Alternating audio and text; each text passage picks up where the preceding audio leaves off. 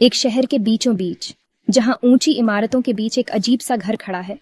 लोग इसे सिर्फ अफवाहों के जरिए जानते हैं। कहते हैं यहाँ कुछ परलौकिक घटनाएं होती हैं, लेकिन कोई भी इस घर के पास जाने की हिम्मत नहीं करता।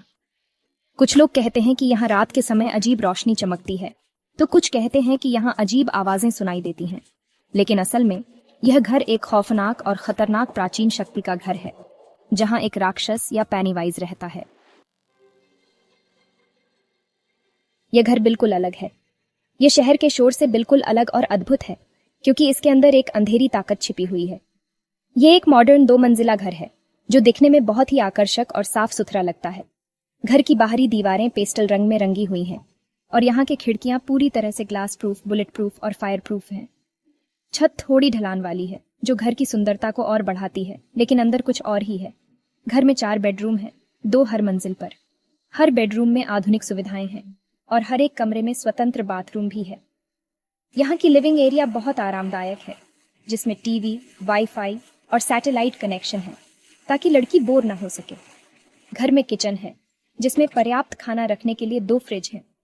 लेकिन चाहे जितनी भी सुविधाएं हों, यह घर एक बंद जगह है, जहां से बाहर निकलना नामुमकिन है।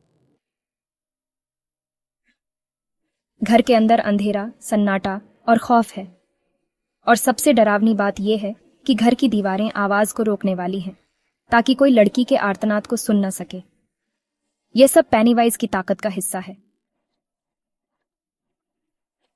लड़की का नाम है लिला, जो एक 18 साल की खूबसूरत लड़की है।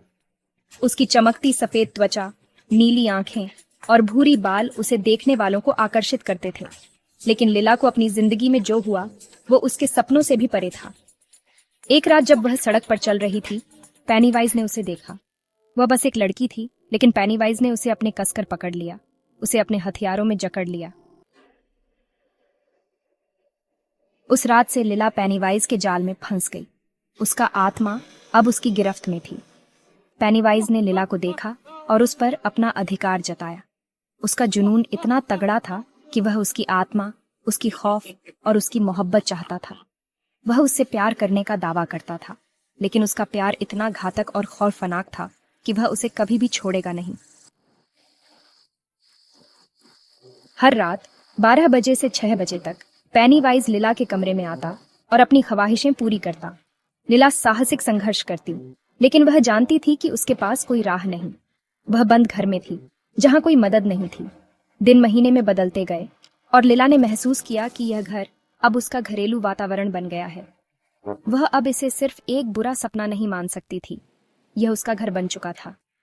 पेनीवाइज उसे हर रात अपनी ख्वाहिशें पूरी करने के लिए बुलाता, लेकिन इसके बावजूद वह उसे संभालता और उसे हर आरामदायक चीज देता। वह उसे किताबें पढ़ने के लिए देता, टीवी देखने का मौका देता और फोन, लैपटॉप और वाईफाई जैसी सुविधाएं देता, ताकि वह बोर ना हो। लेकिन खौफ कभी भी दूर नहीं होता।